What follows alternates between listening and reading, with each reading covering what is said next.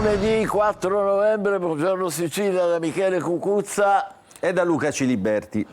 Oggi tra poco affronteremo vari problemi, femminicidi tra i giovani, purtroppo raccolta di itinerante di rifiuti a Catania, il primo romanzo di Carmelo Petralia che è stato procuratore a Ragusa.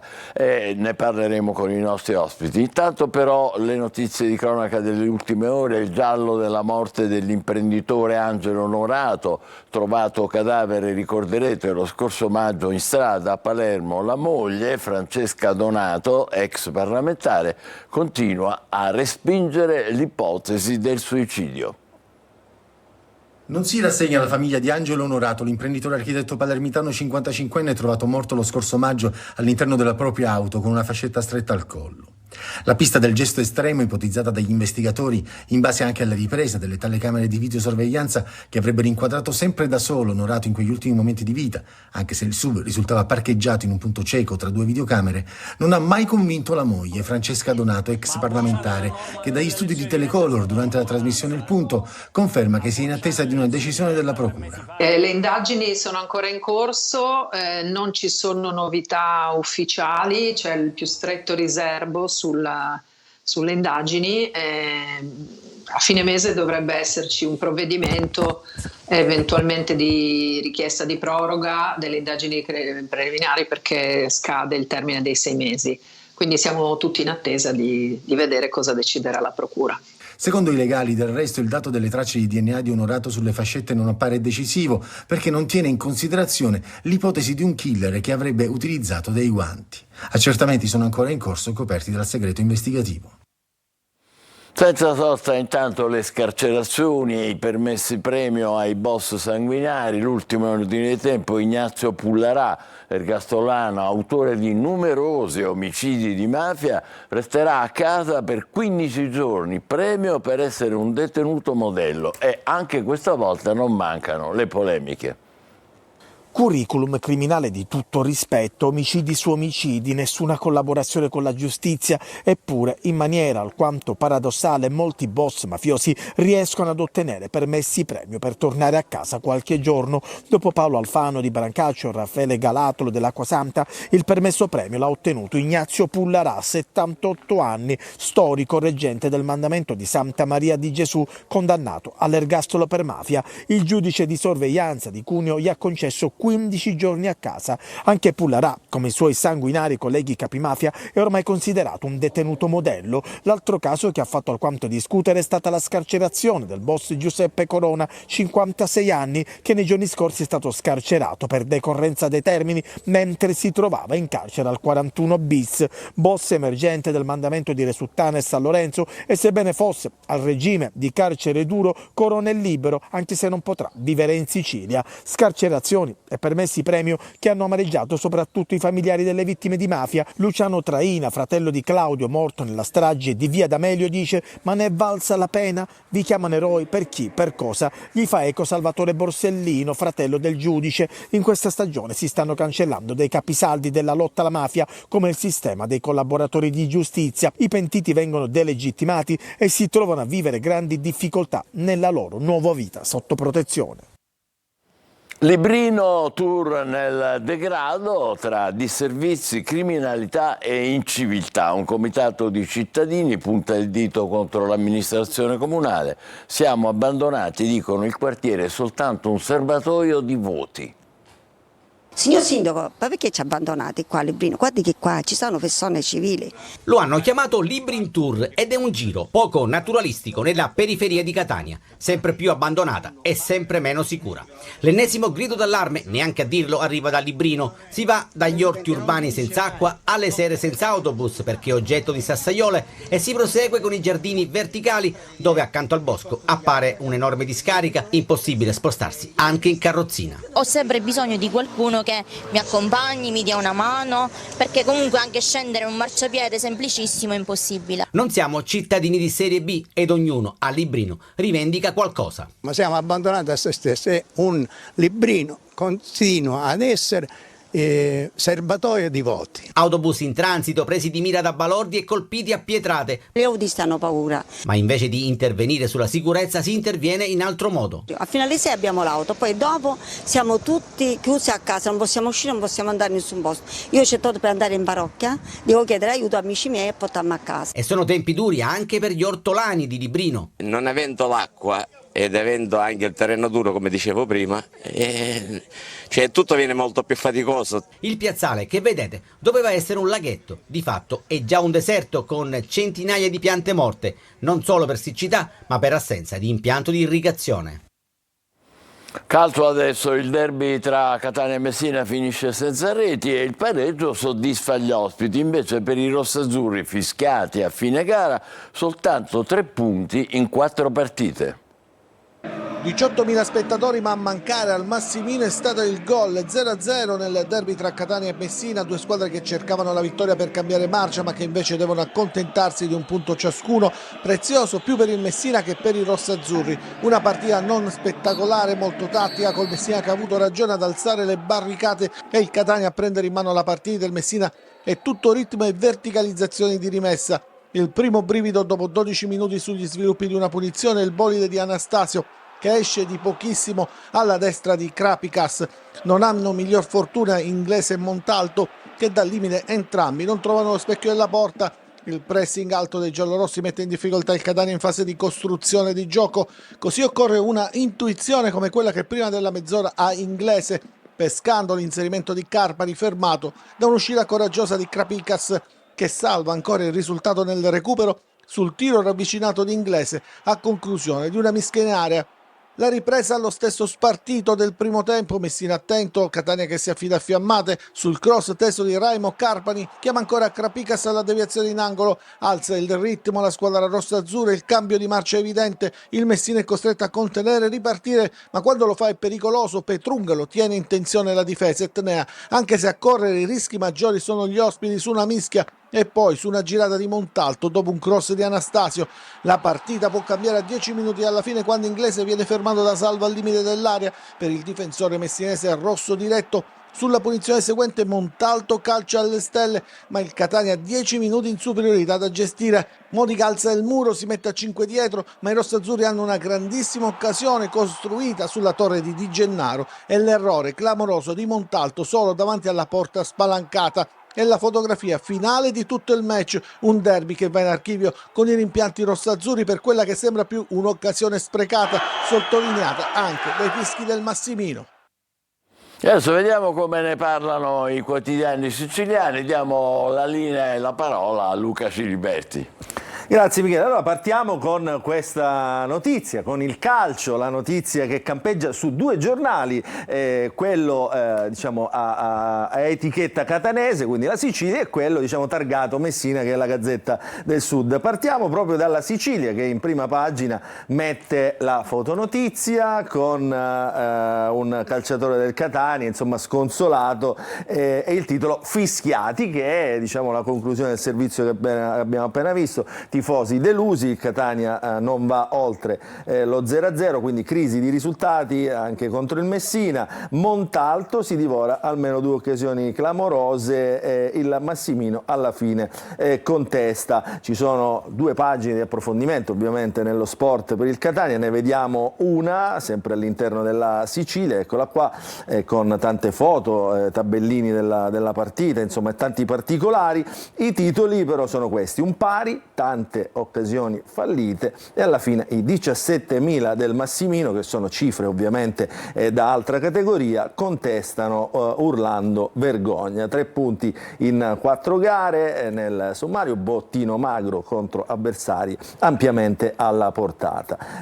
Montalto, ma non solo lui, ha sbagliato un paio di occasioni anche propizie. Poi ci sono insomma ovviamente tutto il racconto della partita, tutto quello che è il racconto di questo match attesissimo che ha portato alla fine, come abbiamo visto, solo un punto, e qui facciamo vedere anche la classifica. Il Catania che perde qualche posizione ovviamente rispetto alle prime della classe, il Trapani che è stato sconfitto, è andato KO ancora una volta, stazione a metà classifica, e il Messina invece che guadagna un punto e risale, ecco, lo mettiamo magari un po' più grande per farlo vedere meglio ai nostri telespettatori, eccolo qua, il Messina che risale e dunque conquista qualche posizione utile per uscire dalla zona play-out. Ancora abbastanza prematuro, diciamo, fare questi conti perché la stagione è ancora, diciamo, non è neanche a metà. Vediamola invece dal lato Messina questa partita, eccolo qua, Messina ottimo pari, ecco, cambia dai fischiati, per il Messina questo è un buon risultato, Messina ottimo pari nel derby contro il Catania, i giallorossi reagiscono, vedete la cronaca diciamo, vista con un'altra ottica, con un altro occhio, i giallorossi reagiscono a 2 sconfitte impattando 0-0, quindi risultato utile nella ripresa, espulso Salvo. Questo è diciamo il racconto del calcio. Mentre ci siamo, faccio vedere anche la prima pagina del calcio del Giornale Sicilia, perché se il Catania diciamo, non è soddisfatto, certamente non è soddisfatto neanche il Palermo, che ha perso 1-0 in casa, sconfitto al 90° da un altro fanalino di coda che è appunto il Cittadella.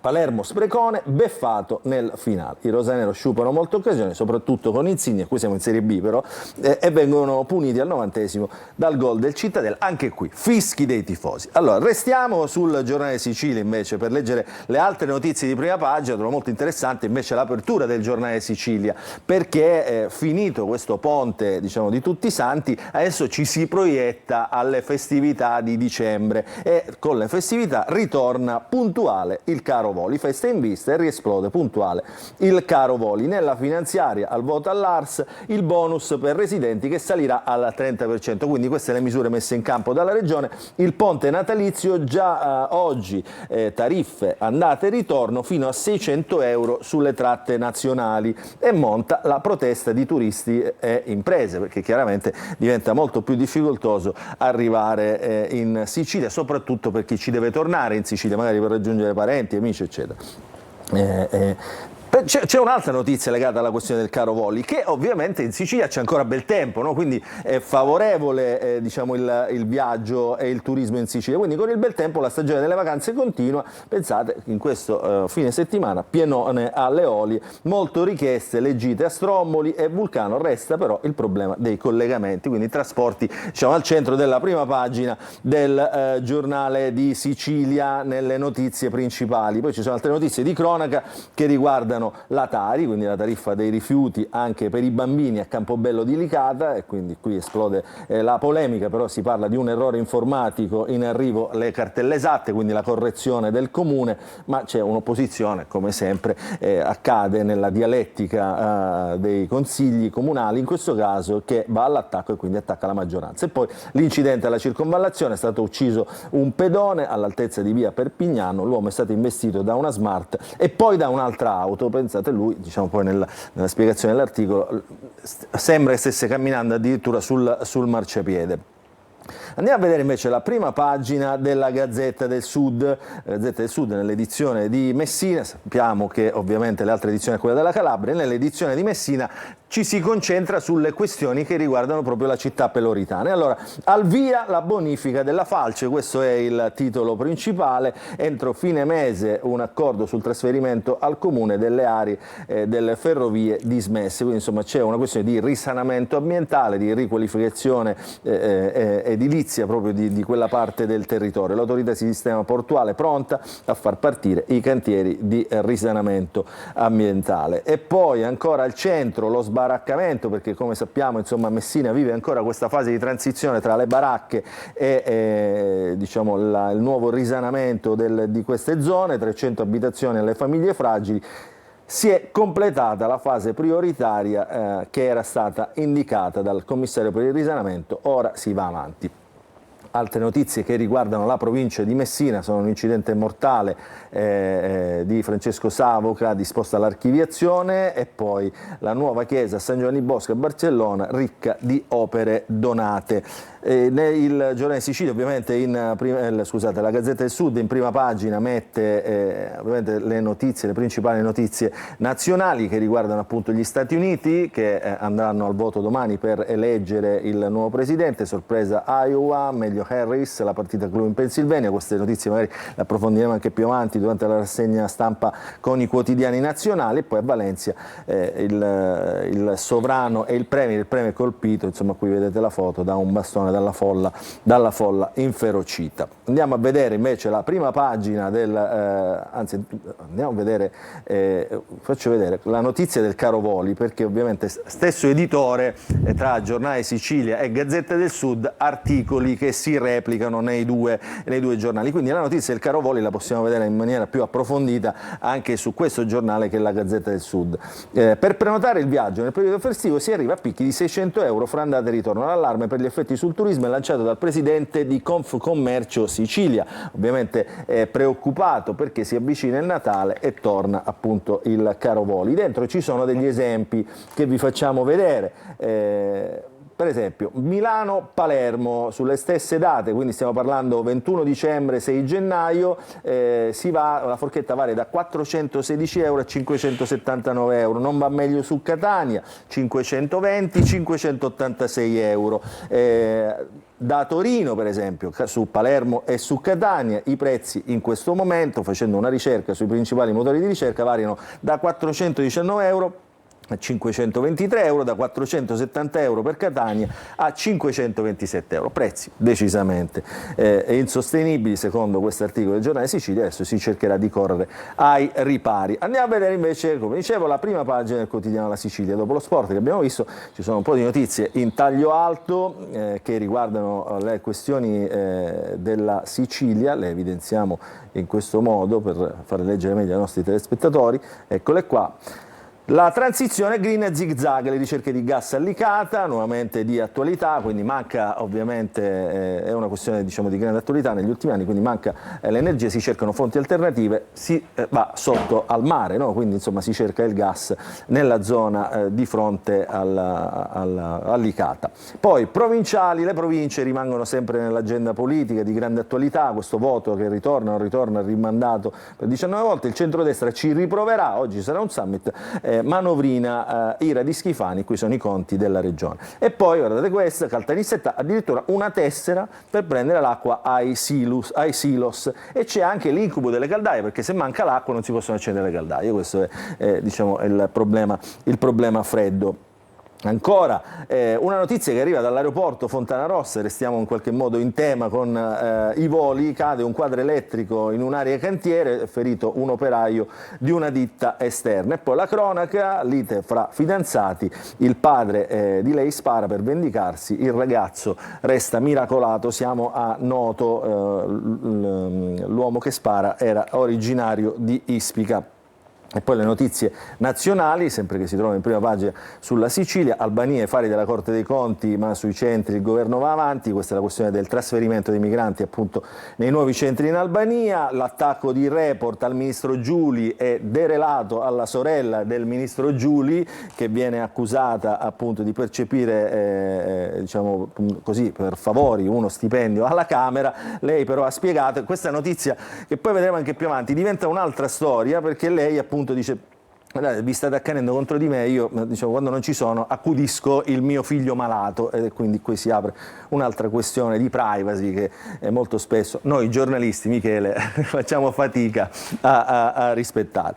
E poi la questione dell'Ashline con il terzo mandato a De Luca in Campania. Andiamo a vedere la prima pagina del tomo di Catania della Sicilia. C'è una notizia che riguarda il fine settimana, movida violenta, quindi baby gang in azione in via Etnea. Paura sabato notte per una rissa tra minorenni, tra i picchiatori anche delle ragazzine. 3 i feriti, quindi sembra un po' una moda, l'abbiamo visto tempo fa anche a Messina, insomma questa moda delle ragazzine che si picchiano. Poi moria di pesci, il silenzio assordante nei canali inquinati, quelli che sfociano alla playa, e quindi questa è la fotonotizia della prima pagina della Sicilia di Catania. E poi il Comune fa un bilancio di quello che è successo in questi ultimi 3 giorni con i cimiteri, cimitero tutti i servizi adeguati e funzionali, questo lo dice l'amministrazione, bilancio positivo del sindaco che ringrazia soprattutto i cittadini per aver collaborato. Di spalla tante notizie che riguardano i paesi dell'Interland, della provincia e dell'area ionica messinese, però io voglio farvi vedere appunto questa notizia che riguarda la rissa in via Etnea, perché che cosa è successo?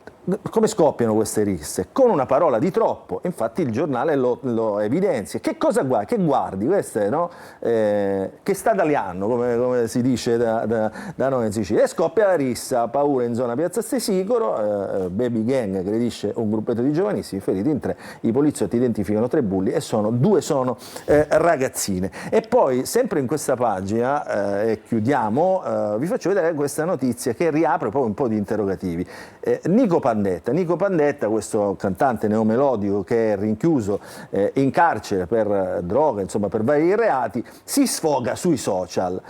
Diciamo, al di là dello sfogo, che dice non mi consentono i permessi premi, insomma lo spiega bene l'articolo, c'è una domanda che si fanno tutti: ma come può essere che uno che è in carcere riesce a scrivere sui social? Infatti lo evidenzia il giornale, molti si chiedono come Pandetta sia in grado di comunicare via internet essendo detenuto e dovrebbe avere chiuso ogni contatto con l'esterno. Ma l'avvocato dice sono messaggi del suo staff che ha delega di curare i suoi canali social durante la sua assenza. E qui si aprirebbe una questione, diciamo, enorme su quanto vale insomma, e come si fa a comunicare dai carceri, visto anche il periodo, no, Michele, della scarcerazione eccellente in questi giorni. Non c'è dubbio, abbiamo visto anche altri casi, addirittura con i telefonini dentro le celle. Va bene, allora Luca tornerà tra pochissimo con la rassegna stampa dei quotidiani nazionali. Intanto andiamo a vedere qual è la situazione del traffico con il commissario Giuseppe Cammarata della Polizia Stradale. Commissario, buongiorno, come vanno le cose? Buongiorno a lei, buongiorno a tutti i telespettatori. Buon inizio settimana e ben ritrovati con questo nuovo appuntamento sulle notizie del traffico sulle strade e autostrade ricadenti nel compartimento della Polizia Stradale della Sicilia orientale. Allora, per fortuna stamattina la situazione è abbastanza tranquilla. Si registra solo qualche coda e qualche rallentamento sulla tangenziale di Catania. Abbiamo anche qualche rallentamento dai caselli di San Gregorio, in direzione Catania Centro, questo purtroppo dovuto all'orario di punta. Sempre sulla strada statale 121 tra la Catania Paternò, tra gli svincoli di Piano Tavola e Mister Bianco, si registra sempre qualche coda e qualche rallentamento. Persiste sempre la chiusura dello svincolo di Enna in entrata ed in uscita in direzione Palermo, quindi gli utenti che vogliono raggiungere il capoluogo ennese dovranno utilizzare lo svincolo di Mulinello.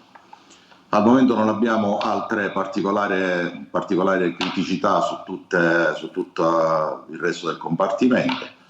Come sempre ricordiamo di utilizzare la massima prudenza alla guida, evitare qualsiasi distrazione. Al momento non abbiamo null'altro da aggiungere. Grazie commissario. Buona giornata. Buon lavoro e grazie mille. Adesso diamo un'occhiata velocemente in diretta al Tondo Gioielli di Catania. Vediamo com'è la situazione, se c'è il solito tappo, ma direi di sì, insomma, no? Come al solito, non c'è nulla di nuovo. Eccolo là, vedete, tutti fermi. Naturalmente ricordo che molti sono per i semafori pedonali, che sono anche doverosi. Bene, rientriamo in studio, tra poco la rassegna stampa nazionale con Luca Ciliberti, adesso una breve pausa e poi dopo i nostri ospiti. State con noi, buongiorno Sicilia.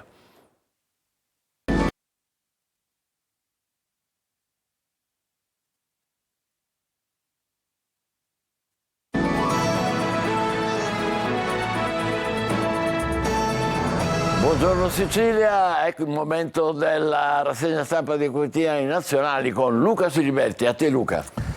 Grazie Michele. Allora, oggi racconto ovviamente dei quotidiani, mancano poche ore alle elezioni americane, le elezioni più importanti del mondo, secondo appunto tutti i racconti giornalistici. È inevitabile quindi insomma che tutti si concentrino su cosa stia accadendo negli Stati Uniti, quindi il borsino dei candidati, chi è in vantaggio su chi. Sostanzialmente, ve lo dico prima, fino a questo momento c'è come dire, una parità quasi su tutto, al di là insomma di qualche indiscrezione. E poi ovviamente il racconto sempre in chiave internazionale di quello che è successo a Valencia. Cominciamo con il Corriere della Sera. Vedete i due titoli appaiati nella prima pagina del Corriere della Sera, il primo quotidiano d'Italia, a centropagina a destra, quindi di spalla, Trump-Harris, ultimi sondaggi a colpi di risorse, a colpi di sorprese. Kamala Harris in avanti in Iowa, feudo repubblicano, l'ex presidente invece recupera in Pennsylvania.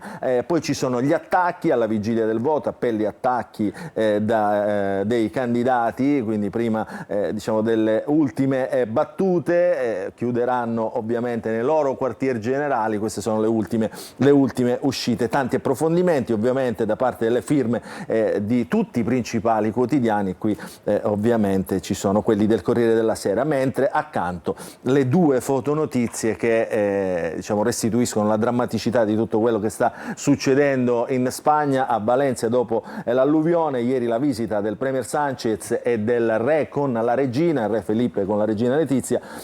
L'urlo assassini, la regina in lacrime, la vedete qua con uno dei soccorritori, uno degli angeli del fango, mentre qui la rabbia, insomma, con l'assalto a Sánchez, che è stato colpito addirittura dal lancio di oggetti e lancio di fango, quasi a simboleggiare quello che stanno vivendo proprio lì a Valencia. E poi c'è questa storia che è tutta diciamo, da vedere, da tradurre poi in cifre. Il garage trappola, i soccorsi e lo shock, i morti sono incalcolabili, perché a Pai Porta, diciamo, che è dove è successo, insomma dove si è verificato questa alluvione, un quartiere di Valencia, c'è da scoprire cosa sta succedendo nel garage di un centro commerciale completamente allagato fino alla superficie. Adesso ieri sono state tirate con le idrovore un po' di acqua, ancora non è definitivo, e lì dentro i soccorritori non sanno cosa troveranno. Quindi questo è il Corriere della Sera, nell'editoriale alleanze utili in Europa, proprio in prospettiva di quello che accadrà negli Stati Uniti.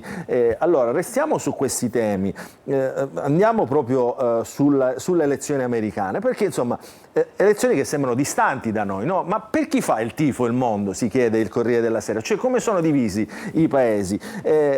Una delle pagine del Corriere della Sera è dedicata proprio a questo. L'Europa, meno Orban e qualche altro sovanista, sta con Kamala Harris, quindi con i democratici, mentre gli uomini forti amano Trump, quindi i repubblicani. La Cina invece fa un po' gioca di sponda, no? Resta a guardare. E quindi vediamo chi c'è a favore di Kamala Harris. C'è Emmanuel Macron, certamente, con la Francia, Scholz e la Germania, cancelliere progressista, il premier britannico Starmer, e poi Pedro Sánchez, quindi la Spagna, il liberale giapponese Ishiba, e ancora Justin Trudeau, il progressista catanese. Tutti gli altri, ecco, li vedete qua, sono con Trump, anche diciamo per caratteristiche, no? Putin, Orban, Modi, il premier indiano Netanyahu, ancora Bin Salman, il principe saudita, e il nuovo presidente argentino, iperliberista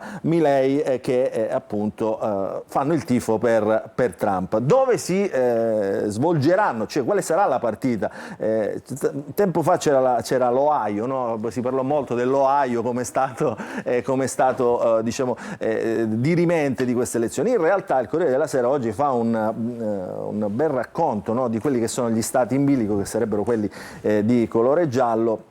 Tra questi stati appunto ci sono il Nevada, l'Arizona e poi gli stati del centro-est, che sono 6 in totale, che potrebbero decidere queste elezioni americane. Gli stati che eleggono più senatori sembrano essere a favore e invece di Kamala Harris, mentre tutto il centro, diciamo, i poveri, diciamo, i contadini, quelli che cercano un riscatto, sono a favore di Donald Trump e cavalcano questo malcontento. Questo è il racconto in estrema sintesi, Michele, delle elezioni americane. Vedremo, si voterà domani, sapremo i risultati ovviamente dopodomani, quindi insomma questo è quello che succede. Allora andiamole a leggere invece queste elezioni da altri quotidiani con altre sfaccettature. Quindi questa è la Repubblica.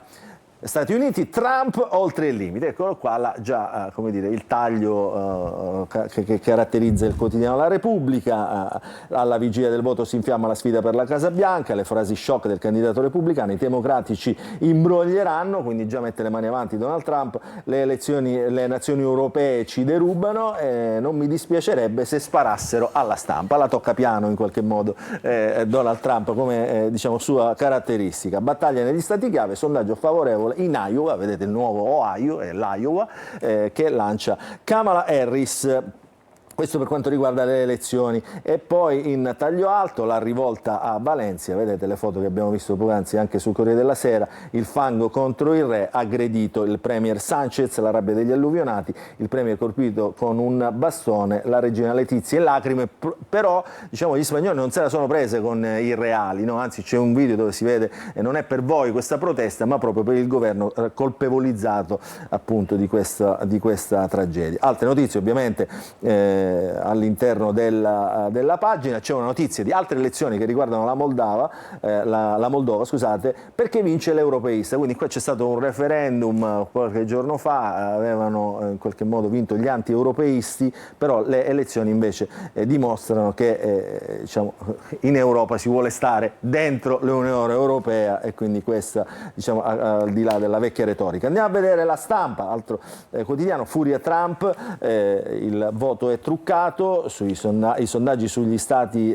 chiave agitano il Tycoon, pare in Pennsylvania, Harris avanti in Iowa, e anche qui come vedete stessa tenore del racconto, con le foto del re Felipe che abbraccia gli alluvionati, e poi invece qui c'è un altro rimando storico, invece la tragedia di 30 anni fa al Tanaro, 69 morti, vedete questa è una foto storica, quando la Ferrero finì sott'acqua, titola appunto il governatore Alberto Cirio, dalle tragedie si impara e si può anche se oggi può sembrare cinico. Questa insomma è una scelta del quotidiano La Stampa, e poi tanti editoriali, tanti commenti che riguardano appunto le elezioni americane. Andiamo a vedere invece i quotidiani finanziari, perché il Sole 24 Ore intanto fa come dire, una fotografia del bilancio del 2024, Sole 24 Ore, quotidiano di Confindustria, giovani 6,5 milioni a casa con i genitori e consumi in calo. Questa è la fotografia del nostro paese, perché in questi giorni si stanno votando gli emendamenti alla manovra del governo Meloni, interviene a tutto campo, stop alle detrazioni dei figli per i figli da 30 anni in su, sgravi sulle assunzioni, garanzia su mutui e welfare. Questo è diciamo il Sole 24 Ore.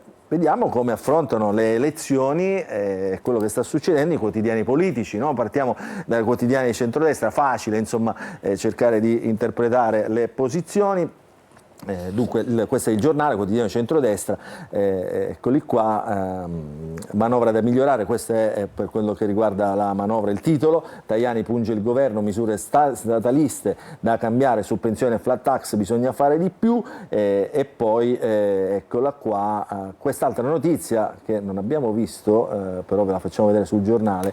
Ieri ci sono stati dei video di una ragazza che si è spogliata nuda in strada in Iran contro la polizia, quindi si spoglia in strada contro la polizia, finisce internata, silenzio femminista sull'eroina iraniana, perché poi insomma noi parliamo di tante cose, ma ci sono dei paesi insomma dove la libertà è davvero negata. Questo è il Giornale. Guardate Libero, è più esplicito sulle questioni che riguardano la politica internazionale, le elezioni americane.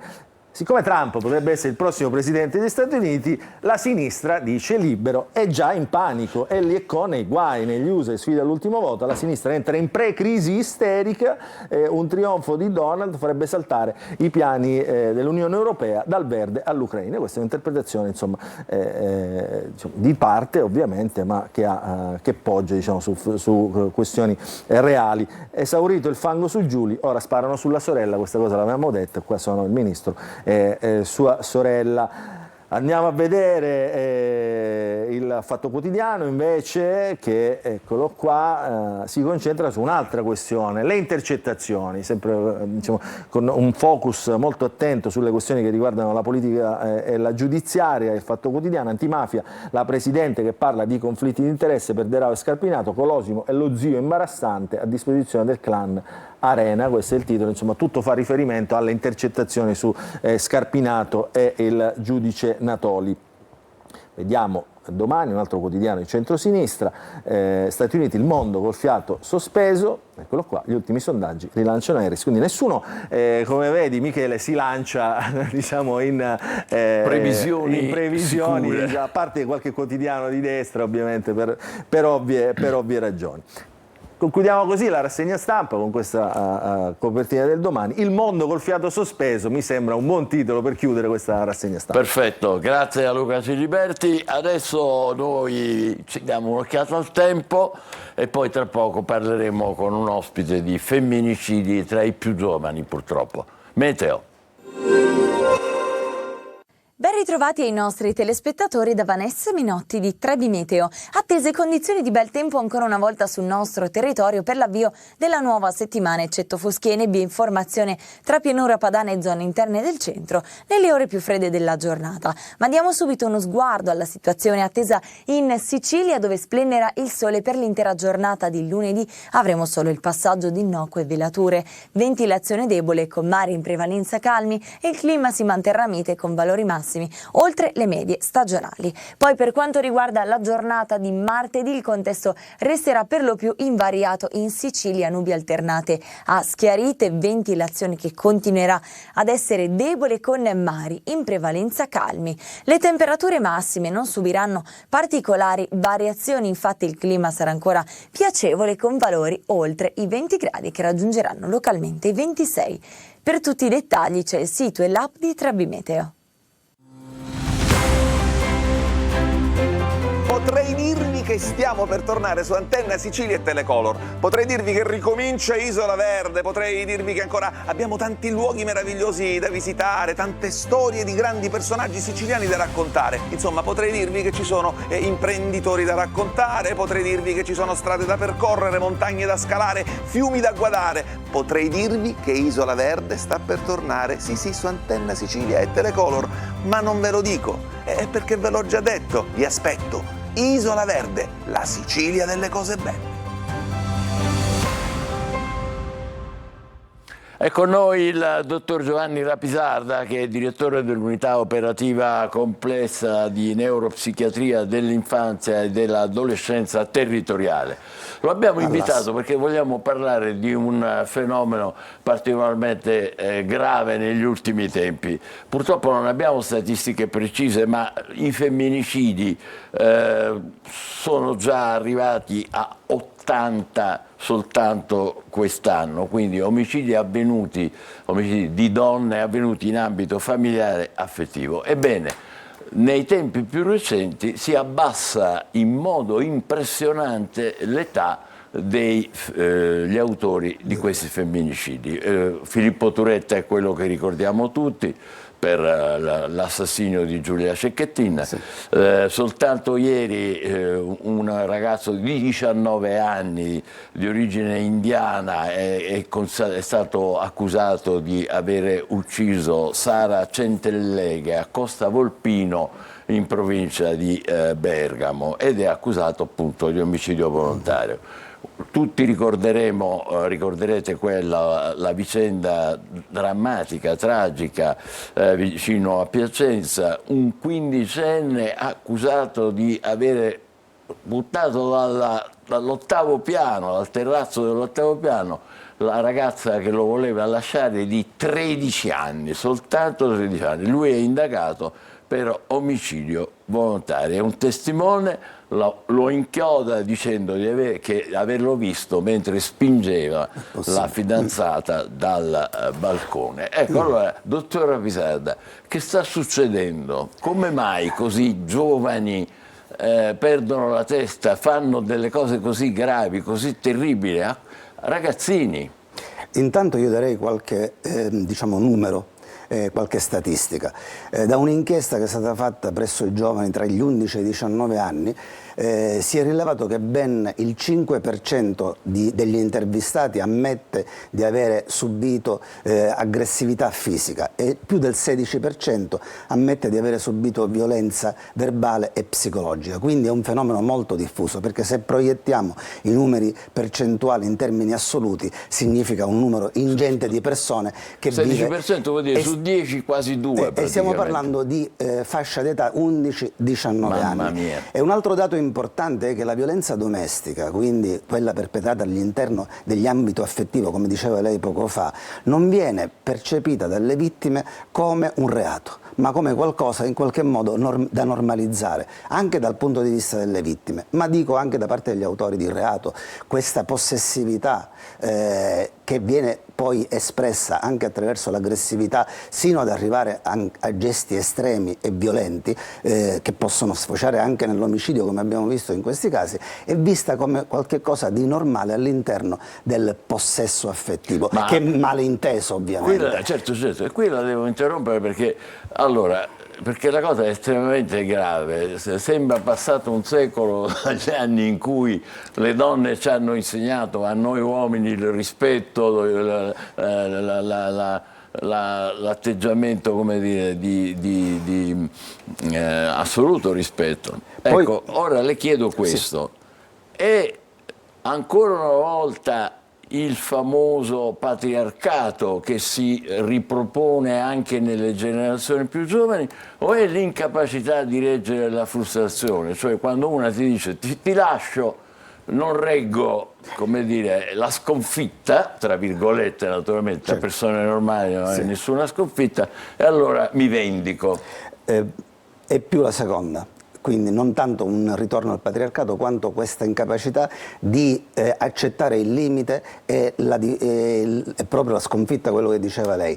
E probabilmente il seme di questa problematica, che sta via via sempre più incrementandosi, è da ricercare nel rapporto familiare, cioè quello che avviene dentro le famiglie. I ragazzi, sin da bambini, sono in qualche modo protetti dalla vulnerabilità, iperprotetti dalla vulnerabilità, dalla sconfitta, dal senso del limite, dai confini, e quindi si sviluppa un'iperaffettività dei genitori, una iperprotettività che anche si mescola col disimpegno affettivo, perché poi alla fine questi ragazzi sembra che debbano crescere da soli, e quindi si alimenta quello che è una patologia che ormai sta diventando una patologia sociale, che è quella narcisistica, che poi si va a combinare con elementi anche biologici. Per esempio un ragazzo che ha ucciso un suo coetaneo giorni fa a Napoli, era un ragazzo che aveva un disagio psichico probabilmente importante, che magari viene slatentizzato da questi aspetti. E in più l'aspetto sociale, che paradossalmente anche la libertà di costumi incide negativamente rispetto a questa ma possibilità. È questo l'incredibile, cioè perché si è ritornati al possesso, l'idea del possesso? Ripeto, erano gli anni 70 quando le donne ci hanno, come dire, rivoltato come dei calzini, giustamente, facendoci imparare che cosa significa l'indipendenza, il rispetto, l'atteggiamento di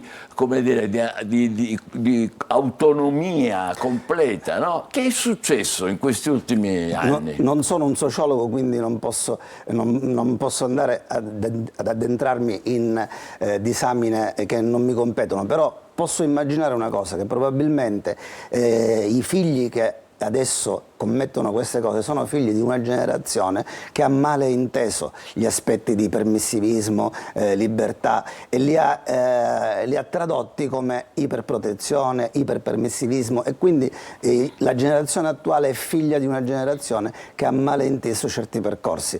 E nella famiglia bisogna conoscere la capacità di fermarsi, il limite, la frustrazione, e la sconfitta non è un fallimento, ma semplicemente una tappa evolutiva. Saper dire di no ai figli. Esatto, che è molto più difficile di dire di sì. Perché il sì è facilissimo, il no, cioè porre il limite, è una cosa difficilissima, perché bisogna motivarla, discutere, alcune volte anche non motivarla, perché non sempre i figli debbono sapere perché no, anche avere la spiegazione. Bisogna fermare in certi momenti certa espansività, ma questo non significa rigidità, ma significa rigore. Cioè rigore a tenersi a dei principi educativi che poi diventano strumento per una crescita psicologica armonica, per una capacità, che io dico, di regolazione tra quello che è il mio istinto e quella che poi è la ragione, e questo si impara col latte materno. Sante parole, dottore, questa qui noi ce la dovremmo segnare per iscritto e portarcelo nel taschino. Rigore, ci vuole rigore nella famiglia, non c'è papino, mammina, papino, anche mammina. L'affettività non è, sì, ma non è esclusa dal rigore. Ho bucato la gomma, è l'una di notte, non preoccuparti, adesso arrivo a papino. No, non preoccuparti, arrivo a papino, t'arrangi, ecco. Quello sarebbe un buon insegnamento, sicuramente. Quindi i rimedi secondo me sono lavorare nel sostenere le famiglie nella competenza genitoriale, perché è una competenza che non si inventa, e come diceva mio padre saggiamente, il mestiere più difficile del mondo è quello di fare il genitore, quindi i genitori vanno sostenuti soprattutto in un periodo in cui ci sono questi elementi critici che ci allarmano notevolmente, e poi lavorare anche all'interno delle scuole, perché sono un veicolo educativo importantissimo, e quindi e dove soprattutto anche negli ambienti per esempio dello sport, là ci sono più ragazzi. Da noi nei nostri servizi all'ASP, ovvero in altri servizi ad altissima soglia di specializzazione, viene una minoranza di persone, quando magari già la crisi è avanzata, mentre per prevenire bisogna andare laddove ci sono più giovani e insegnare loro un linguaggio diverso, e c'è la possibilità anche, a mio avviso, di lavorare con i giovani attraverso processi di peer education, in modo tale che siano giovani formati a lavorare con i loro coetanei rispetto a questi valori e a questi stimoli. Certo, chi fa sport dovrebbe essere abituato più degli altri anche alla Quello sconfitta. Quello è un ottimo veicolo. Però è una minoranza, sono pochi quelli che, come dire, sono inseriti e coinvolti dentro strutture sportive o agonistiche o no, quasi. Agonistiche magari meno, ma l'accesso allo sport è per esempio un accesso che è quasi ubiquitario e che diciamo interessa la maggior parte dei ragazzi. Lei ha citato la scuola, dottore, ma la scuola per genitori quando la faremo? La scuola per genitori sarebbe una buona cosa, e soprattutto io dico, e questa è una cosa che possono fare tutti i genitori indipendentemente da aspetti organizzativi, è che nel momento in cui sentono che non ce la fanno, che hanno delle difficoltà, che si rivolgano a chi può aiutarli, perché questo è un modo per superare delle difficoltà importanti, per non arrivare a certi estremi. Se io vado, ovviamente ogni caso è un caso a sé, va studiato individualmente, però mettendo insieme alcuni elementi comuni si vede come la maggior parte di questi ragazzi che arrivano a commettere questi delitti così orribili sono dei ragazzi soli, che non sono stati accompagnati nel loro processo evolutivo. Certo, perché è più facile dargli il telefonino in mano, girarsi dall'altro lato. E quindi probabilmente avranno avuto momenti i loro genitori in cui hanno avvertito questa difficoltà nel crescerli. Allora è quello il momento in cui bisogna rivolgersi a chi può aiutarli. E sia nel privato che nel pubblico ci sono diverse risorse, ovviamente non arrivandoci tardi. E sperando di trovarsi di fronte a persone competenti che sanno cosa fare, perché anche quello non è scontato. Una conclusione provvisoria, naturalmente nessuno si permette di fare conclusioni, però come diceva lei, affettività no, iperprotezionismo, iperprotezione, diciamo. Sì. C'è però anche la solitudine poi. Certo. In realtà poi Perché questi ragazzi iperprotetti sono soli, isolati, non comunicano. Non sanno da soli come fare. Ecco, non sanno da soli come fare. Molto importante quello che ci ha detto il dottor Giovanni Rappisarda, che è direttore dell'unità operativa complessa di neuropsichiatria dell'infanzia e dell'adolescenza territoriale. Grazie, noi adesso facciamo una breve pausa, poi torneremo a parlare dei temi e dei problemi che viviamo nelle città. Quindi rifiuti e raccolta itinerante dei rifiuti a Catania. State con noi, buongiorno Sicilia.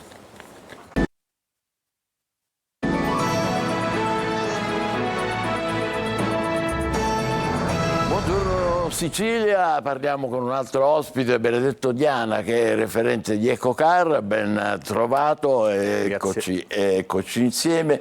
Ecocar con il comune di Catania ha istituito l'isola ecologica itinerante. Si è recato già la prima volta a via Gelso Bianco, a Librino, al Pigno, e poi ancora sabato dell'altra settimana in via San Giuseppe l'Arena a Catania. Che cos'è questa raccolta di itinerante? Intanto è giusto precisare che non è una raccolta che facciamo solo noi, nel senso che si tratta di un'iniziativa della Direzione Ecologia del Comune di Catania che, così come è stato fatto anche già l'anno scorso, ha previsto che questo servizio venisse svolto in tutti e 3 i lotti della città. Quindi ogni azienda chiaramente ha fatto il suo calendario e ha provveduto a svolgere il servizio, lo stiamo facendo. Nel caso nostro specifico, quest'anno abbiamo adottato un diciamo così, criterio diverso rispetto all'anno scorso. Questa raccolta nasce essenzialmente per la raccolta dei rifiuti ingombranti, appunto, che comprende sia quelli propriamente detti, che tendenzialmente sono rifiuti che hanno un'imbottitura, tendenzialmente, e poi anche i mobili o insomma manufatti. Però itinerante, questa è la caratteristica. Infatti diciamo, questa è una cosa che va diciamo così, nell'ottica di andare incontro al cittadino e metterlo sempre più nelle possibilità, nelle condizioni migliori per fare una raccolta differenziata corretta, perché un fatto importante è che la raccolta differenziata non si esaurisce con il calendario di raccolta domiciliare, che riguarda alcune delle frazioni, quelle più importanti, per carità, quelle più comuni se vogliamo, però poi ci sono tante altre tipologie di rifiuti che devono essere intercettati e non possono essere prese giornalmente. Per alcune di queste raccolte, come è il caso appunto degli ingombranti, così come dei mobili, quindi manufatti essenzialmente in legno, e anche i rifiuti elettronici, appunto anche questi diciamo un po' più ingombranti, quindi le lavatrici. Esattamente, quelli c'è anche il servizio di critica a domicilio con la prenotazione al numero verde. Poi tutti questi rifiuti possono essere portati anche ai centri comunali di raccolta, però in quel caso è il cittadino che deve preoccuparsi di trasportarli lì e poi conferirli.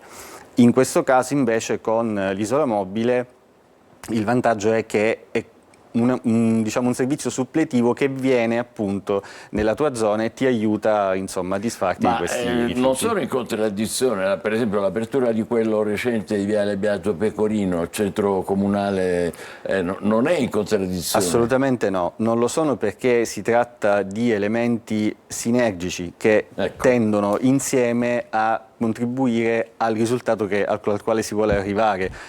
Tra l'altro, mentre l'anno scorso, più o meno fu fatta nello stesso periodo questa iniziativa, la raccolta si è svolta con diverse tappe nel quartiere di Librino, quest'anno abbiamo cambiato un pochino il calendario, al di là chiaramente delle date, ma proprio come location. Nel senso che, essendoci appunto il centro comunale di raccolta di Viale Biagio Pecorino, sempre nell'8 Sud, quindi gestito da noi, che tra l'altro ha fatto registrare dei risultati assolutamente positivi, molto confortanti, già nel mese di agosto, che è stato il mese di apertura, abbiamo raccolto intorno alle 104 tonnellate di rifiuti in un mese, e nel mese di settembre siamo arrivati a 187, quindi insomma diciamo siamo già sostanzialmente a regime. E quindi siccome questa struttura già di fatto in qualche modo assorbe questo tipo di produzione per la zona di Librino Senso Stretto, abbiamo ritenuto corretto andare in posti un pochino più distanti. Quindi i prossimi appuntamenti quali sono? abbiamo fatto appunto il Pigno e San Giuseppe l'Arena, sono posti già un po' più decentrati. Questa settimana andiamo alla collina Primosole in via del Nocciolo, poi abbiamo via Marchese di Roccaverdina e piazza Sapienza. E piazza Sapienza ancora. Beh, è importante questo, ne vogliamo ricordare ancora rifiuti. Io qua ho l'elenco, non finirei mai, finisce Sì. Buongiorno Sicilia se li leggo tutti, Sì, ma ci sono pure i computer, sì, no? Le perché, stampanti, gli scanner, i toner. Assolutamente, perché una differenza importante appunto anche questa rispetto all'anno scorso, oltre alla definizione appunto dei posti con un criterio appunto un pochino diverso, alla luce appunto, come dicevamo, dell'apertura del CCR di Viale Biagio Pecorino, è quella di andare lì con un'isola ecologica mobile vera, che è quella che si vede anche nelle immagini. Sì, l'abbiamo visto. In questo caso, oltre a un classico cassone scaricabile dove si mettono i rifiuti più ingombranti, abbiamo aggiunto quest'altro elemento. La vede sì, lì. sì, assolutamente. Attraverso questa isola ci sono questi pannelli e dentro ci sono ovviamente dei contenitori, tutti quanti separati, e con questi prendiamo da un lato anche delle frazioni domestiche tradizionali, la carta, la plastica, i metalli e il vetro. Dall'altro invece prendiamo anche dei rifiuti che sono più tipicamente conferiti appunto ai centri di raccolta, tra cui le pile, le lampadine, appunto la piccola elettronica che invece non viene intercettata anche in questo caso dal ritiro domiciliare e neanche dal servizio di ritiro ingombranti. La cosa importante che ho notato adesso è che è tutto differenziato. Assolutamente. Cioè, ogni cosa è differente. Allora, la domanda che vi sorge spontanea, direbbe qualcuno, ma questi centri di raccolta non potrebbero essere stabili invece che mobili? Beh, le isole mobili nascono come un servizio aggiuntivo che serve un po' anche per sensibilizzare, è chiaro. Di grande base, sì, importanza. la questione è che dal punto di vista quantitativo diventa un po' più complicato renderlo permanente un servizio come questo, cioè nel senso le risorse che vengono impiegate per realizzarlo rispetto alla quantità di rifiuti che si riesce a intercettare economicamente non funziona. No, non è solo una questione strettamente economica, è proprio una questione di risorse anche proprio umane e materiali. Ecco. Per questo dice, per noi è importante anche e soprattutto per certi aspetti come strumento di sensibilizzazione, proprio perché serve a far capire alle persone che tutti i rifiuti si possono separare e le strutture ci sono. Poi chiaramente questo come dire, non toglie che magari l'iniziativa possa essere ripetuta con maggiore frequenza, perché tutto sommato non sarebbe una cattiva idea. È una cosa incommiabile, naturalmente, ripeto, sabato 9 saranno alla collina Primosole in via del Nocciolo. Via del Nocciolo, sì. Sabato 16 in via Marchese di Roccaverdina, sabato 23 in piazza Sapienza.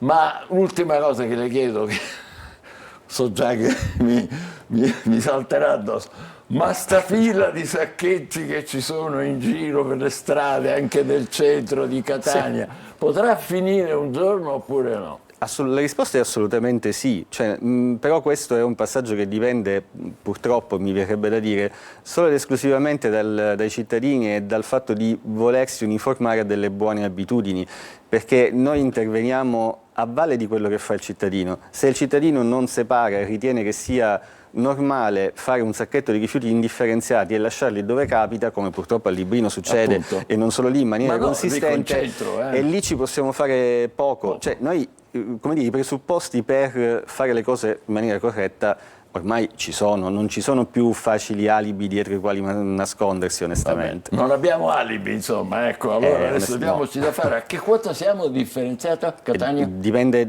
dal singolo lotto, noi nel Lotto Sud siamo 41% circa. Ma però per Bacco abbiamo obiettivi più importanti? Sì, l'obiettivo di legge per la verità già dal 2012 in effetti sarebbe il 65%. Caspita. E il problema è che fare un salto quando le percentuali sono molto basse a numeri più consistenti è relativamente facile.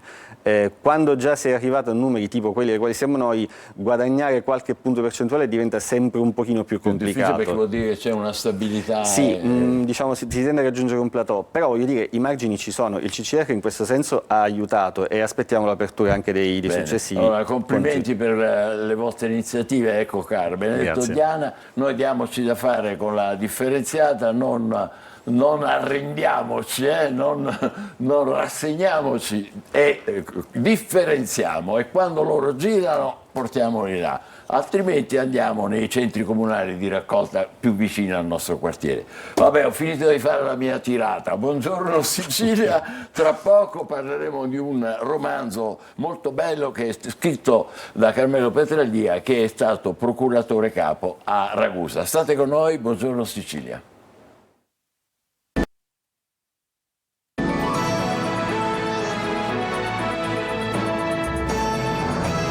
Sicilia, diamo il benvenuto a Carmelo Petralia, che è stato procuratore capo a Ragusa e che ora è anche scrittore, è autore di un romanzo che si intitola Tutta colpa di Ornella, edito da Altro Mondo, ecco qua, editore, vedete la macchina sulla copertina. Benvenuto dottore. Grazie. Ambientato, cominciamo a avvicinarci a Ornella. Prima di tutto qui siamo a Catania, è vero? In una Catania che non c'è più o c'è ancora? Quella in cui si svolge la parte principale del racconto certamente non c'è più, perché è una Catania di 50 anni fa. 50 anni, guardate, veramente, se uno ci riflette, è un tempo enorme. In realtà è un tempo in cui molte cose che c'erano non le troviamo più, però c'erano un po', come dire, i germi di quella che poi è stata l'evoluzione della nostra società. Allora, il protagonista è Nino, che è un vecchio ex presidente di Corte di Assisi, che riapre, che fa? Riapre la scatola dei ricordi? Riapre un po' la scatola dei ricordi, ma forse la vera protagonista è lei, cioè quella che ha tutta la colpa. Beh sì, un po'. Ornella. Ornella è un leitmotiv che strada facendo, anzi forse sin dall'inizio con un po' di intuito si può capire di chi si tratta. Sì, però non vogliamo svelare tutto, perché è bello poi anche andarselo a leggere, ma il protagonista avverte di scoprire, o scopre insomma, di avere come una specie di destino. Sì, si rende conto del fatto che molte cose nella nostra vita sono frutto delle nostre scelte, delle nostre azioni, delle esperienze, delle amicizie, di tutto ciò a cui andiamo incontro durante l'evoluzione della nostra personalità. Però poi ci sono alcune cose che sono frutto di fattori un po' imponderabili, e uno di questi fattori imponderabili si spera, ecco, magari che leggendo con attenzione compare forse alla fine di questo racconto. È un fattore imponderabile, poi ognuno potrà dargli la definizione e il valore che si vuole. Capisco di essere ermetico, ma lo sono non per non volere spoilerare alcunché, perché insomma alla fine là non c'è niente da spoilerare. Ma no, ma incuriosisce molto. Lo dico solamente perché anche per me è un dubbio. C'è stato un fattore imponderabile? Non c'è stato? Non lo sappiamo. Poi detto da un procuratore è importante sentirselo dire. Il dubbio è fondamentale però nella vita. Bravo.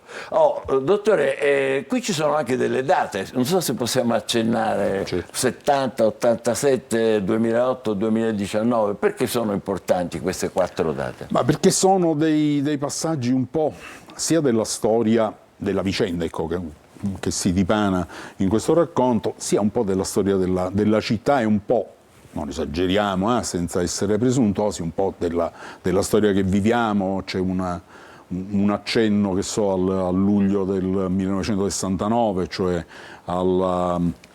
all'EM che raggiunge la Luna, e poi si arriva invece a vicende molto più recenti, non solo di portata galattica, mondiale, ma anche puramente territoriali nostri, l'evoluzione anche criminale di in alcuni ambienti della nostra città, della nostra società, quindi le date sono importanti, non sono casuali, ecco, questo è importante. E poi dire. c'è anche dentro una canzone, è vero? È bello sentirlo dire da un procuratore. Soprattutto ci sono molte canzoni, ci sono tutte quelle che erano le atmosfere dei vari periodi, ma soprattutto perché il periodo centrale, la struttura principale del racconto è ovviamente questo passaggio che è epocale, almeno nel mio ricordo di ventenne, diciottenne dell'epoca, tra gli anni 60 e gli anni 70. E quel biennio 69-70 che per me è stato significativo, perché non solo perché ovviamente a 20 anni ritieni che tutto sia significativo, però ha dato, negli anni 70 si è aperta un po' la modernità, c'è stato un taglio, guardate quel capodanno 69-70, dice ma che cosa cambiava? Niente, cambiava un numero, eppure era significativo, tu respiravi proprio girando per la città nuove mode, nuove aspirazioni, nuovi modi di pensare, nuovi modi di parlare, nuovi modelli di macchine che comparivano, le giapponesi che oggi ci hanno invaso, tutti abbiamo una macchina giapponese, comparvero nel 1970, furono importate in Italia per la prima volta. Sembra una sciocchezza, ma anche le macchine sono un fattore, un elemento importante nella nostra vita quotidiana. Metropolitano, faccio solo così un accenno proprio ad un fatto apparentemente secondario. No, a tutt'altro. Dottore, non le faccio una domanda. Noi sappiamo che dobbiamo andare avanti, dobbiamo progettare, questo è lo scopo della nostra esistenza, ma un po' di quello che c'era è andato disperso, però, è vero o no? Sì, non solo a Catania, secondo me in generale. Sì, vabbè, la nostra è una società in un'evoluzione incredibilmente veloce, cioè probabilmente la mia generazione ha avuto questa fortuna di assistere davvero a cambiamenti epocali, ma questo insomma è abbastanza luogo comune, ma soprattutto a cambiamenti che avvengono con una velocità incredibile. È inutile fare riferimenti pratici, però pensiamo a quello che era, che so, 30 anni fa il cellulare, il telefonino, uno status symbol appena arrivato, bellissimo, ce li contendevamo in ufficio come dei benefit, cioè il benefit principale. Era il cellulare, che faceva delle difficoltosissime telefonate da una stanza all'altra, insomma, poi cominciava a diventare complicato, a una cosa che oggi serve anche per telefonare se proprio vuoi, ma le sue finalità sono tutte. Ma tutto questo, ragazzi, non in 30 anni, ancora di meno, perché lo smartphone sappiamo da quanto tempo c'è, insomma da 10-15 anni è un oggetto di uso quotidiano. Quindi abbiamo assistito a questo, c'è una velocità incredibile. Altri cambiamenti, diciamo. Sì, altri cambiamenti, però questo per chi ha la mia età, cioè posso dire è vecchio, chi ha vissuto questa evoluzione, il ritornare un po' indietro non è soltanto, come si dice, un rimpianto, non è trovare solo nel passato dei fattori di consolazione, cioè non siamo, anche quelli della mia età, non è che siamo tutti, ho tanti amici coetanei che abbiamo queste ogni tanto compaiono anche in questo racconto. So di che parla, dottore, parla. Non siamo solo, diciamo, l'auditores temporis acti, che era bello il passato, non è così. Però le chiedo l'ultima cosa, dottore, è questo. La vocazione alla scrittura, come ne è venuta? La vocazione alla scrittura l'ho avuto sempre. Ecco. Allora, ma perché l'ho avuto sempre? Non lo so. L'ho avuto sempre, ma non era la vocazione, cioè mi riusciva bene a scrivere. Allora, a scuola prendevo sempre 10 nei temi, ho fatto il concorso, ogni volta che facevo uno scritto, superavo lo scritto, ma non perché ero bravo nella materia, ma perché scrivevo bene. Modestamente. No, vabbè, però contemporaneamente riconosco che non è che ero particolarmente bravo o preparato. Faccio il magistrato e buona parte della nostra attività professionale si svolge per iscritto. Mi rendevo conto di essere convincente, a volte al di là del necessario, perché riuscivo ad essere bravo, insomma adesso sono capito una briciola di autoironia, ad essere convincente su alcune tesi che poi potevano, ho fatto soprattutto il pubblico ministero, dovevano essere sottoposte alla valutazione di un giudice. Rischiavo di andare veramente quasi a forzare quella che era il mio compito, ma non perché volessi per forza avere ragione, ma perché mi veniva bene scrivere. Ho avuto finalmente poi il tempo, tra gli ultimi anni qui in procura a Catania, dove praticamente facevo il procuratore aggiunto, avevo relativamente, non voglio dire che ero un po' emarginato, non è una polemica che apro, ma ero così, non facevo granché come attività di tipo giudiziario, e quindi ho avuto il tempo quantomeno di meditare su quello che potevo cominciare a scrivere. Poi c'è stato il Covid, poi c'è stata la pensione, e ho potuto scrivere quello che piaceva solo a me. Evviva! Complimenti Carmelo Petralia, tutta colpa di Ornella, la casa editrice Altro Mondo Editore. Grazie per essere stato con noi. Grazie a lei, grazie a voi. In bocca al lupo per tutto. È il momento dell'almanacco. Oggi 4 novembre si celebra la giornata dell'Unità Nazionale delle Forze Armate. La giornata è volta a ricordare e celebrare l'armistizio di Villa Giusti, entrato in vigore il 4 novembre 1918, che sancì la resa dell'impero austro-ungarico e la conclusione con esito vittorioso per l'Italia della Prima Guerra Mondiale. Cortei istituzionali e manifestazioni rappresentano un'occasione per riflettere sulla storia del nostro Paese e condividere i valori fondanti della Repubblica Italiana. Ma sapete qual è l'elemento principale su cui si basa la vita? Alcuni scienziati ipotizzano che il silicio possa costituire una biologia alternativa. Tuttavia il carbonio è l'unico elemento in grado di combinarsi con tanti altri tipi di atomi e formare le complesse molecole della vita, come le molecole organiche, essenziali per fornire un costante apporto di energia e materie prime agli organismi, che le trasformano attraverso innumerevoli reazioni chimiche.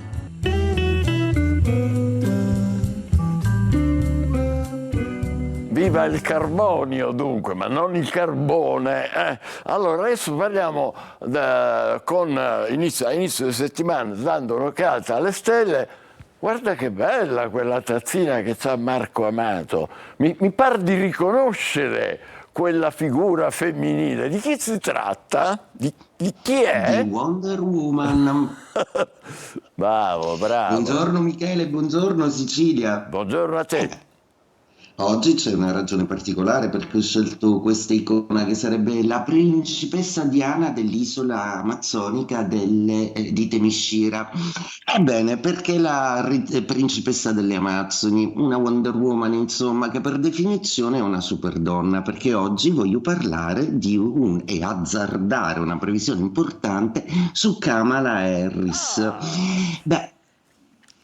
Oggi diciamo è un giorno molto importante negli Stati Uniti, proprio perché c'è la corsa alle elezioni.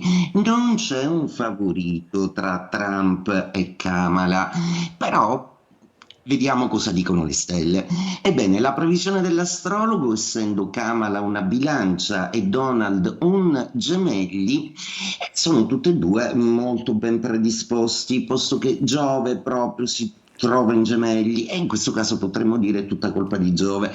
In ogni caso è proprio il pianeta Giove che è un pianeta del Sagittario, segno zodiacale sotto la cui egida è protetta l'America. All'America viene attribuito il Sagittario, ecco appunto. Ebbene, the winner is, le stelle dicono, Kamala, quindi in bocca al lupo. Però in bocca al lupo. Vediamo, dopodomani vedremo se avevi ragione oppure no. Vediamo se l'astrologo di Antenna Sicilia è buono e lo teniamo, insomma, ogni tanto mi si deve mettere alla prova. Dunque, inizio settimana con una bellissima luna in Sagittario, una luna che ha a che fare con i viaggi, con il lontano e soprattutto con la positività. Il Sagittario è un segno di Giove e la luna oggi per i segni di fuoco Ariete, Leone e Sagittario è assolutamente positiva, empatica, emotiva e generosa. Marte peraltro entra in Leone ed è l'evento della giornata, quindi i segni di fuoco sono assolutamente al top. Vi ricordo che Marte è pianeta dell'azione, quindi per quanto buono sia un passaggio planetario bisogna agire, fare, e i segni di fuoco in questo sono imbattibili. Se va bene il fuoco, va bene anche gli Ariete, Acquario e Gemelli in particolare, mentre invece la Bilancia è un po' seccata per delle cose che non arrivano, ma che proprio entro stasera riceveranno una conferma o meno. Cosa fanno gli Acqua e Terra? Cancro, Scorpione e Pesci in ogni caso sono un po' confusi in questo bailam planetario che non li vede protagonisti, ma che sistema tante cose importanti per il Cancro, che finalmente si libera di Marte più sereno. Scorpione e Pesci godono di più lavorativamente, con un da fare molto impegnativo ma assolutamente gratificante. Toro, Vergine e Capricorno, oggi nel lavoro possono avere delle difficoltà. Il Toro inizia una quadratura con Marte, la Vergine ha dei ripensamenti, mentre invece il Capricorno è quello messo meglio perché finalmente si rilassa. E detto questo, auguro a tutti una buona giornata e in bocca al lupo a Kamala. In bocca al lupo, grazie a Marco Amato, ci ritroveremo con lui domani. Luca, hai sentito? Ha fatto la previsione, sai che vince? Non so se i quotidiani concordano. Non si esprimono. Non si esprimono, ancora è presto. Ancora è presto, sì. Allora, vuoi darci un'ultima notizia? Sì, guarda, ti do due notizie curiose, due veloci. Intanto c'è caldo, però intanto arriva l'influenza australiana.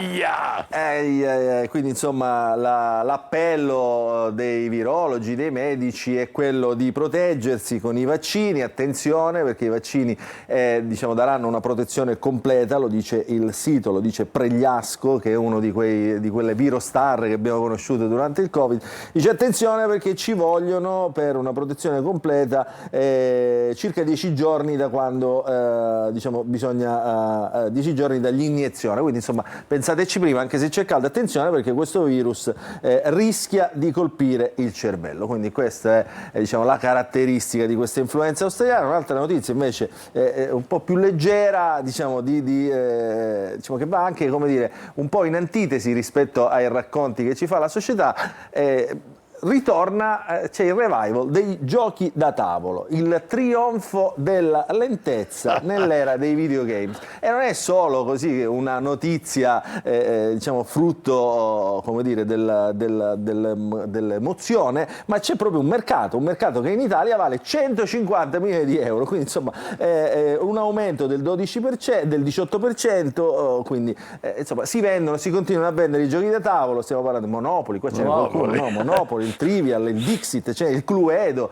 Tu quale preferivi? Il Monopoli. Il Monopoli è sempre un grande classico. Quindi insomma ritorno al gioco da tavolo. Torneremo a giocare al Monopoli. Almeno facciamo un po' di gruppo, si parla, no? Al posto di stare sempre con i telefonini. Quando avremo un po' di tempo in redazione torneremo a giocare al Monopoli. Benissimo, allora è il momento, grazie Luca, di Accadde Oggi. E con questo vi saluto, vi auguro buona giornata. Buongiorno Sicilia, tornerà domani. Ciao!